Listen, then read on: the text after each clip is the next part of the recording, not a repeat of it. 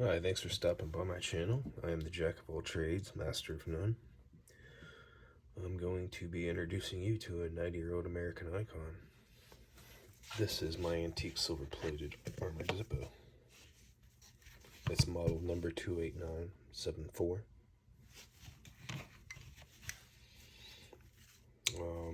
Just going over and feeling, touching up the case here is armored, and it's got, deep textures and curves here. The back, or overall, the case itself has a very smooth, high polished chrome coating.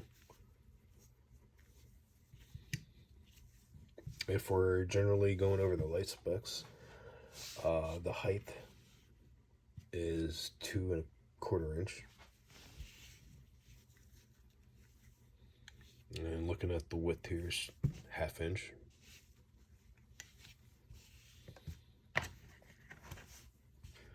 And the overall length is 1.5 inches. Looking at the bottom here, it'll tell you exactly where it's made and when. So looking at the left side and letters here, the left side and letters basically tell you what month it's made. So technically this would have been A, then that would have been January, or B, it would have been February. But this is marked H, so this was marked made in the month of August. And over here on the right side is the year is made. So this overall case here was made March 2021 in Bradford, Pennsylvania. If we're going to go ahead and go to the letter itself, the K there is marked. So this lighter was made in November and the year is 2021.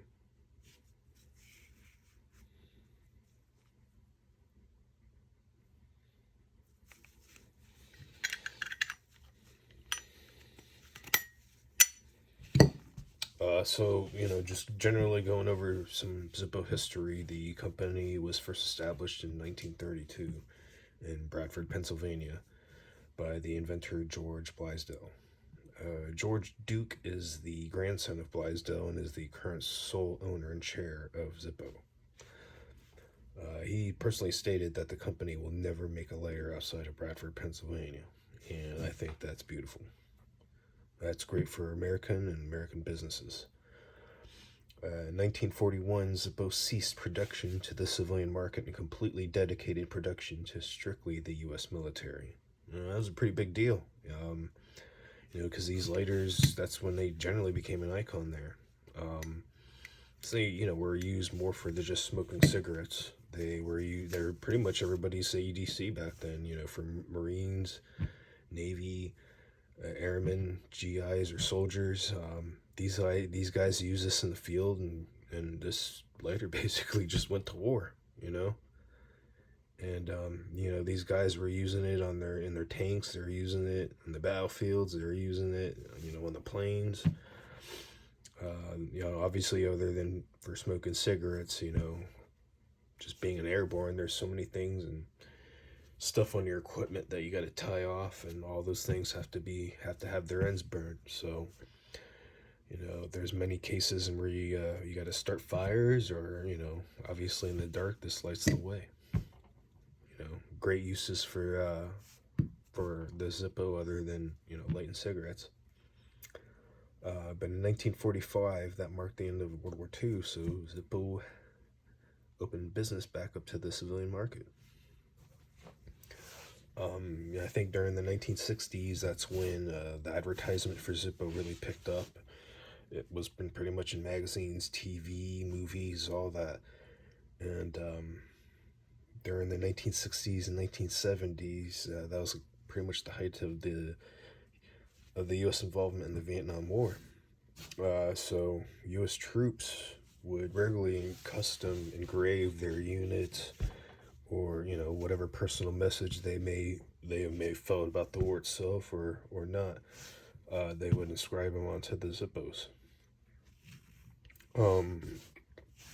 Army M67 Army M67 tanks were commonly referred to as Zippo tracks, and the Navy would regularly clear out dense jungles along the water with Zippo river monitors.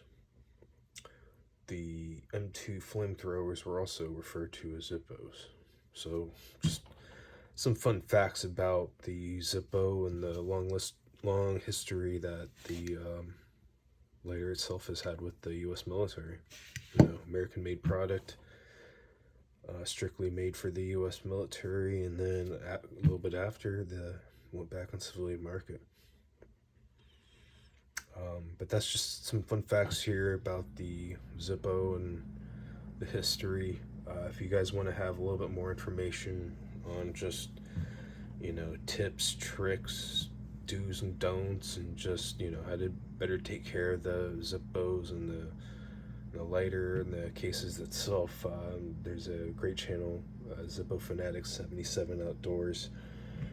He's a Canadian up there, and he's got a great channel explaining all the details and history of the Zippo. So if you ever get a chance, go check out his channel. I'll put his details into the description.